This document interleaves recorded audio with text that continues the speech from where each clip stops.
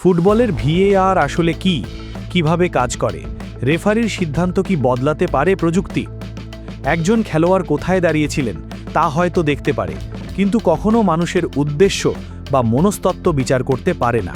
যেমন হ্যান্ডবলটি কি ইচ্ছাকৃত ছিল, শারীরিক সংস্পর্শ কি পেনাল্টি দেওয়ার মতো যথেষ্ট ছিল, ডিফেন্ডার কি অতিরিক্ত শক্তি প্রয়োগ করেছিলেন, বাঁশিটা বাজানোর সঙ্গে রেফারি সংকেত দিলেন পেনাল্টিরও। প্রতিবাদে তাকে ঘিরে ধরেন খেলোয়াড়রা। এরপরই চেনা সেই দৃশ্য, রেফারি কানের ইয়ারপিসে হাত দেন। কিছুক্ষণ পর বাতাসে একটা চতুর্ভুজ আকৃতি আঁকলেন। স্টেডিয়াম জুড়ে নেমে এলো পিনপতন নীরবতা। টেলিভিশনের সামনে বসা কোটি কোটি দর্শকও অপেক্ষায়। মাঠের কোলাহল থেকে দূরে পর্দায় ঘেরা একটা কক্ষে একদল রেফারি ততক্ষণে প্রতিটি কোণ থেকে ঘটনাটি বিশ্লেষণ করতে শুরু করেছেন। এসব দৃশ্য এখন ফুটবল ম্যাচের সময় দেখা যায় নিয়মিতই। এটাই আসলে ভিডিও অ্যাসিস্ট্যান্ট রেফারি, যা ফুটবল বিশ্বে ভিএআর নামেই বেশি পরিচিত। মাঠের স্পষ্ট ও গুরুতর ভুলগুলো শুধরে নেওয়ার লক্ষ্যে চালু হওয়া ভিএআর আধুনিক ফুটবলকে পুরোপুরি বদলে দিয়েছে। এবারের বিশ্বকাপের সময়ই ভিএআর নিয়ে ছড়িয়ে পড়েছে বিতর্ক। ভিএআর আসলে কি, কিভাবে কাজ করে, সেটি বোঝা যাক। ভিএআর কি? ভিএআর হলো ভিডিও অ্যাসিস্ট্যান্ট রেফারি কথাটার সংক্ষিপ্ত রূপ। অভিজ্ঞ ম্যাচ অফিসিয়ালদের একটা দল, যারা একটি নির্দিষ্ট ভিডিও অপারেশন রুম বা ভিওআর থেকে অসংখ্য ক্যামেরার সাহায্যে পুরো ম্যাচের উপর নজর রাখেন। তাদের কাজও খুব সুনির্দিষ্ট। রেফারিকে কোনো স্পষ্ট ও গুরুতর ভুল এড়াতে অথবা তার চোখ এড়িয়ে যাওয়া কোনো বড় ঘটনা চিহ্নিত করতে সাহায্য করা। তবে ভিএআরের নিজে থেকে কোনো সিদ্ধান্ত নেওয়া বা বদলে দেওয়ার ক্ষমতা নেই। ফিফার নিয়ম অনুযায়ী চূড়ান্ত সিদ্ধান্ত সবসময় রেফারিই নেবেন। তাদের ব্যাখ্যাটা সহজ: ভিএআরের কাজ রেফারিকে সহায়তা করা, তার জায়গা নেওয়া নয়। কেন চালু করা হয়েছিল ভিএআর? ফুটবল খেলার পরিস্থিতি বদলে ফেলতে একটি মুহূর্তই যথেষ্ট হয়ে যায় কখনো কখনো।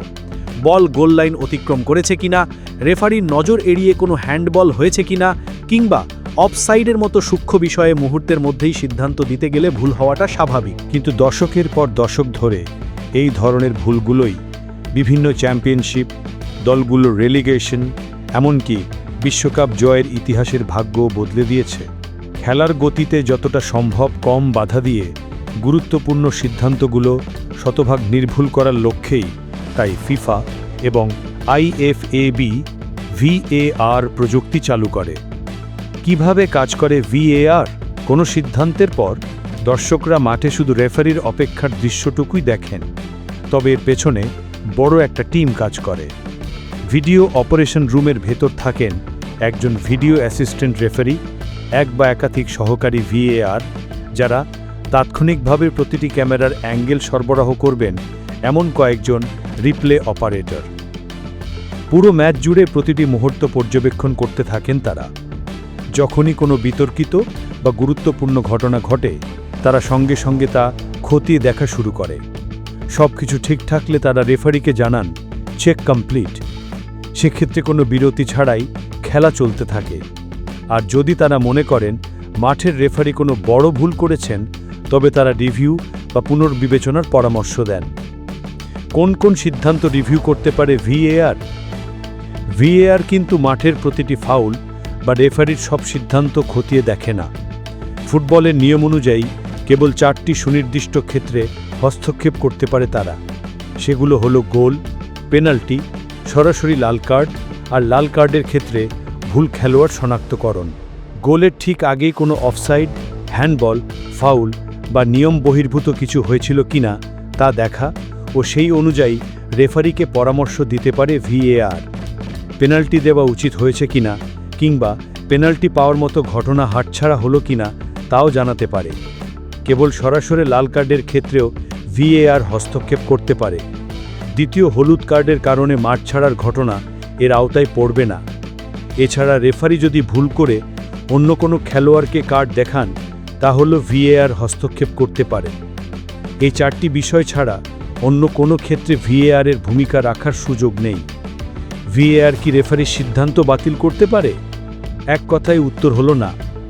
ভিএআরকে নিয়ে সবচেয়ে বড় ভুল ধারণাগুলোর একটি এটি: ভিএআর নিজে থেকে কোনো সিদ্ধান্ত পরিবর্তন করতে পারে না, কেবল রেফারিকে পুনর্বিবেচনার পরামর্শ দিতে পারে।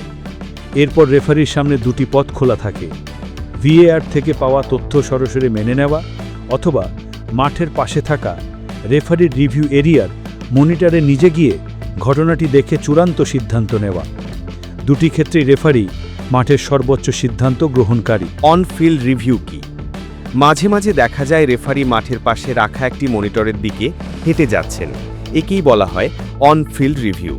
রেফারি সেখানে বিভিন্ন কোণ থেকে নেওয়া রিপ্লেগুলো দেখেন এবং আগের সিদ্ধান্তেই বহাল থাকবেন নাকি তা পরিবর্তন করবেন সেই সিদ্ধান্ত নেন।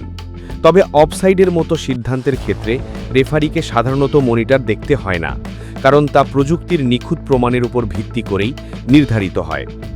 ভিএআর কি প্রতিটা ঘটনাই পরীক্ষা করে? হ্যাঁ, করে। তবে প্রতিটি পরীক্ষার জন্য খেলা থামাতে হয় না। প্রতিটি গোল, পেনাল্টির আবেদন, লাল কার্ডের ঘটনা ও ভুল খেলোয়াড়কে কার্ড দেওয়ার মতো বিষয়গুলো নীরবে সবসময় পরীক্ষার ভেতর দিয়ে যায়। বেশিরভাগ রিভিউ মাত্র কয়েক সেকেন্ড স্থায়ী হয়। ভিএআর দল দ্রুত সিদ্ধান্ত নিশ্চিত করে ফেলায় দর্শকরা অনেক সময় তা টেরও পান না। অফসাইডের সিদ্ধান্ত এত নিখুঁত হয় কেন? আধুনিক টুর্নামেন্টগুলোতে ভিএআরের পাশাপাশি সেমি অটোমেটেড অফসাইড প্রযুক্তি ব্যবহার করা হয়। একাধিক ট্র্যাকিং ক্যামেরা প্রতিটি খেলোয়াড়ের চলাচল পর্যবেক্ষণ করে ও বলের ভেতরের সেন্সর নিখুঁতভাবে রেকর্ড করে যে বলটিতে ঠিক কোন মুহূর্তে কিক করা হয়েছিল। এই প্রযুক্তি একটি 3D মডেল তৈরি করে নির্ধারণ করে যে আক্রমণকারী খেলোয়াড়টি রক্ষণভাগের শেষ খেলোয়াড়ের চেয়ে এগিয়ে ছিলেন কিনা। এরপরও ভিআর অফিসিয়ালরা সিদ্ধান্তটি নিশ্চিত করার পরই তা রেফারিকে জানান। প্রযুক্তি থাকার পরও বিতর্ক কেন রয়ে গেছে? প্রযুক্তি একজন খেলোয়াড় কোথায় দাঁড়িয়েছিলেন তা হয়তো দেখতে পারে, কিন্তু কখনো মানুষের উদ্দেশ্য বা মনস্তত্ত্ব বিচার করতে পারে না। যেমন, হ্যান্ডবলটি কি ইচ্ছাকৃত ছিল? শারীরিক সংস্পর্শ কি পেনাল্টি দেওয়ার মতো যথেষ্ট ছিল? ডিফেন্ডার কি অতিরিক্ত শক্তি প্রয়োগ করেছিলেন? এই প্রশ্নগুলোর উত্তর এক একজনের কাছে এক এক রকম হতে পারে।